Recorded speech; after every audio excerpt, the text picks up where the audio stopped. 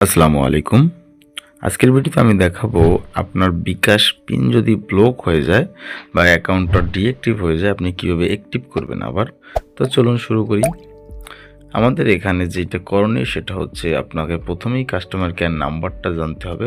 16247 এটা হচ্ছে বিকাশের কাস্টমার কেয়ার নাম্বার। আপনি এখানে কল করবেন। কল করার পরে এখানে যে কাস্টমার সার্ভিস আছে আপনি কাস্টমার সার্ভিসের সাথে অ্যাড হবেন। অ্যাড হওয়ার পরে আপনি আপনার সমস্যাটা বলবেন। আপনি যেই নাম্বার বিকাশ সেই নাম্বারটা থেকে কল করতে হবে। কল করার পরে আপনি জাস্ট আপনার সমস্যাটা বলবেন যে আমার বিকাশ অ্যাকাউন্টটা ডিঅ্যাক্টিভ অবস্থায় রয়েছে বা আমার বিকাশ অ্যাকাউন্টটা অ্যাক্টিভ করতে হবে। তো আপনার কাছে সে অবশ্যই কিছু তথ্য জানতে চাইবে, সেটা হচ্ছে গিয়ে আপনার এনআইডি কার্ড নাম্বার, আপনার জন্মসাল এবং আপনার নাম।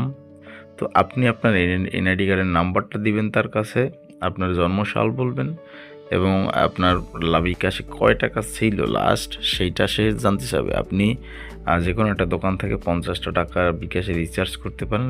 বিকাশে রিচার্জ করে আপনি আপনার লাস্ট ব্যালেন্সটা জেনে নেবেন যে আপনার লাস্ট ব্যালেন্স কত ছিল। তো সেটা গুরুত্বপূর্ণ খুবই। তো এভাবেই আপনি আপনার পিনটা রিসেট করতে পারবেন এবং সে টেম্পোরারি একটা পাসওয়ার্ড আপনাকে পাঠাবে এবং আপনার পিনটা রিসেট হয়ে যাবে। আপনি টেম্পোরারি পাসওয়ার্ডটা দিয়ে রিসেট করতে পারবেন। সো ধন্যবাদ। এইভাবেই আপনার বিকাশের পিনটা রিসেট করতে পারেন বা ব্লক হলে আপনি আনব্লক করতে পারেন।